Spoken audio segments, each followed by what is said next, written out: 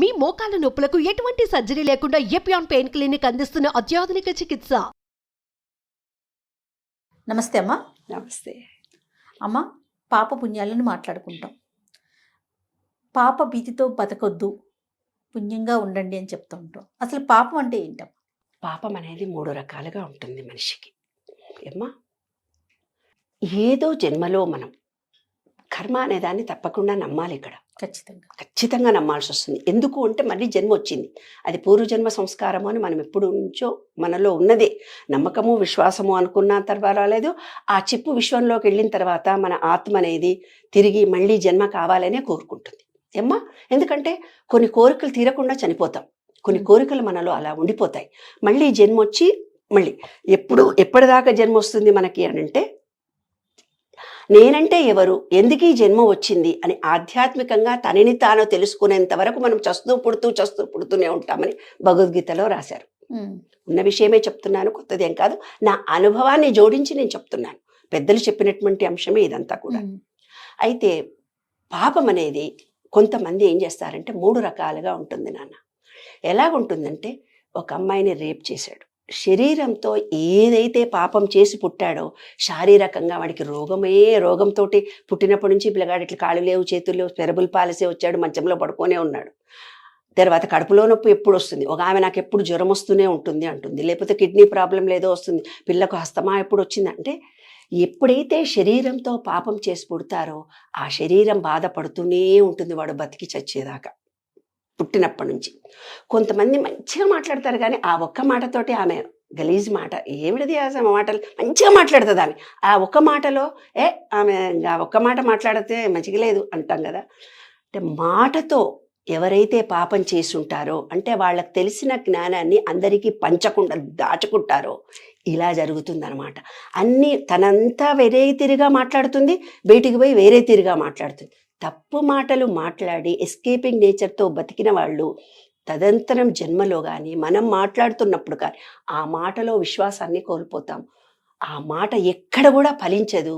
ఎవరు కూడా ఫలానా మనిషి బాగా మాట్లాడిందని అనరు. ఆ మాటకు గౌరవం అనేదే రాదు.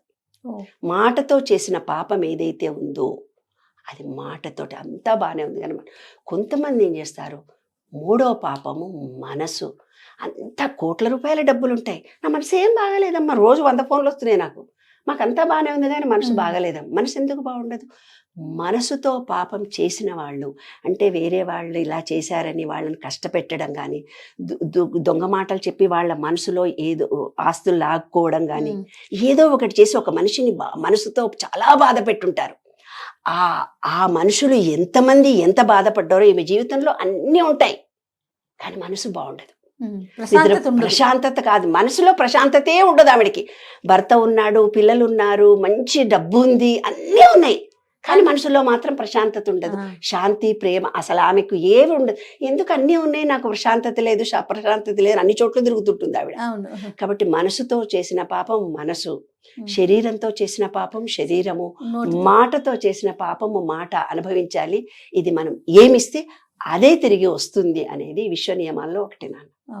మరి ఎట్లా అమ్మా ఈ పాప ఫలం నుంచి తప్పించుకోవాలంటే ఎట్లా? పాప ఫలం తప్పించుకోవాలి అని అంటే, మాటతో ఎవరైతే మాటకు వాల్యూ లేదో, విశుద్ధి చక్రం అనేది శివుడికి నీలి రంగులో ఉంటుంది కదా. ఆ నీలి రంగు ఆకాశాన్ని చూస్తూ మూలాధారము స్వాదిష్టం, మూలాధారము లం, రం, హం. హం అనే బీజాక్షరాన్ని మాటకి ఎవరికైతే వాల్యూ లేదో వాళ్ళు హం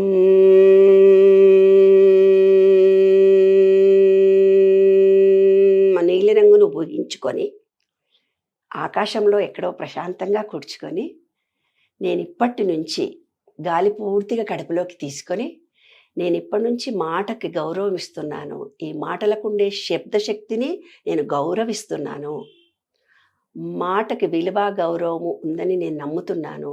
గురువు అనుగ్రహం అన్నమాట, గురు దోషం అంటారు దాన్ని. ఆ తప్పు చేస్తే నన్ను క్షమించుని ప్రేయర్ చేసుకోవాలి, బీజాక్షరాన్ని జపించి.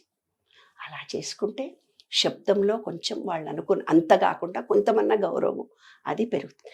శారీరకంగా రోగాలు వచ్చినప్పుడు ఏవో పరిక్రమలు చేసుకొని ఏవో అవి కూడా ఎలా ఉంటాయి నాన్న అంటే ఎవరి సొమ్మన్న అనుభవించి 7 తరాల్లో వస్తుంది. వాళ్ళకి జీర్ణశక్తి ఉండదు, మస్తు ఆస్తి ఉంటుంది, తింటే అరగదు, అందరికీ అలాగే ఉంటుంది.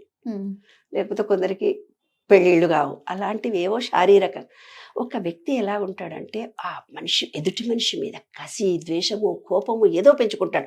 ఇంట్లో ఉండే అక్కనో తల్లో చెల్లెలో ఎవరో సంథింగ్ రిలేటివ్స్లోనో ఫ్రెండ్షిప్లోనో తనకేదో మోసం చేశాడనో ఆ కసి ద్వేషాన్ని ఏం చేస్తారంటే బయటికి చెప్పుకోరు, అది మనసులోనే పెట్టుకుంటారు. వాళ్ళకి క్యాన్సర్ వస్తుంది.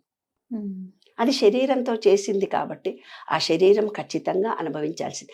అప్పుడు ఏమనుకోవాలి, శరీరంతో జరుగుతుంది కదా, శరీరం ఎప్పుడు రోగక్రిములతో వస్తుంది కదా. యాక్సిడెంట్ అవుతుంది తెలుసా నాన్న, కాళ్ళు నిన్న ఫోన్ వచ్చింది నాకు, అమ్మా నేను మా పిల్ల ఎప్పుడు చూసినా కింద పడుతుంది, ట్విన్స్ నాకిద్దరు, ఆ పిల్ల కింద పడుతుంది, ఈ పిల్ల కింద పడుతుంది, ఎందుకు కింద పడతారో తెలియదు. ఇంజనీరింగ్ చేస్తున్నారు, కొంచెం బాగానే ఉన్నారు, మళ్ళీ కింద పడతారు. నేను యుఎస్లో ఉన్నప్పుడు ఒక కేసు, టోర్నమెంట్లో ఛాంపియన్ ఆ పిల్లగాడు, కానీ కాలు ఫ్రాక్చర్ అయింది. నేనన్నా, నాన్న నీ శరీరాన్ని నువ్వు ఎప్పుడన్నా ప్రేమించుకున్నావా? మన శరీరాన్ని మనం ఎప్పుడూ ప్రేమించుకోవాలి. ధ్యానంలో కూర్చొని ఈ కళ్ళు, ఈ చెవులు, ఈ ముక్కు, ఈ పళ్ళు, ఈ శరీరము నాకు ఎంత సహకరిస్తుంది.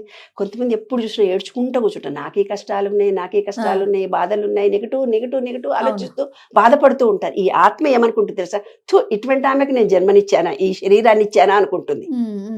శరీరంలో ప్రతి అవయవాన్ని మనస్ఫూర్తిగా ప్రేమించాలి. విశ్వ నియమాల్లో మొదటిది. మన శరీరంలో ప్రతి అవయవాన్ని ప్రేమించుకోకపోతేనే, ఏ శరీరంలో ఉండే ఏ పార్ట్ని మనం పట్టించుకోకపోతేనే ఆ పార్ట్ మనకు నొప్పి వస్తుంది తెలుసా. కాలు ఫ్రాక్చర్ అయితే అప్పుడు 24 గంటలు కాలు పట్టుకొని కూర్చుంటాం, చేయి కోసుకుపోతే ఏలేనప్పుడు దాన్ని ప్రేమిస్తాం.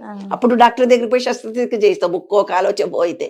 కాబట్టి ఎప్పుడూ మన సారా ప్రేమించాలి శరీరంలో ప్రతి అవయవాన్ని ప్రేమించాలి. థ్యాంక్ యూ చెప్పాలి. అడ్డమైన గడ్డి తింటున్నామే, మందులు వేసుకుంటున్నాము, మాకులు వేసుకుంటున్నాము, గచ్చిని తింటున్నాము, మటన్ తింటున్నాము, పూలు తింటున్నాము, పండ్లు తింటున్నాం. ఆ శరీరంలో మన లివర్ ఎంత గొప్పగా పనిచేస్తోంది, ఎంత మంచి అది ఇంజన్ అది. దానికి ఎన్నడన్నా కృతజ్ఞత చెప్పామా లివర్కి? Thank you. హార్ట్ బ్రీత్ చేసి మనని ఇంత బాగా కాపాడుతుంది, ఆ బ్రీత్ లోపల తీసి థ్యాంక్ యూ చెప్పామా? కాబట్టి ప్రతి కన్నుకు, ముక్కుకు, చెవుకు, శరీర అవయవానికి ఎప్పుడు నిన్ను నీవు ప్రేమించుకుంటేనే విశ్వంలో బయటి ప్రేమ నీకు అందుతుంది. తనని తాను ప్రేమించుకోలేని మనిషికి ప్రేమ అంటే తెలియదు. బయటి వాళ్ళని నటిస్తూ ఉంటాడే తప్ప అది నిజమైన ప్రేమ కాదు. తనని తాను ప్రేమించుకునే మనిషికే ఈ విశ్వ ప్రేమ లభిస్తుంది, లేకపోతే లభించదు. అదొక సూత్రం. తప్పకుండా అమ్మా. నమస్తే.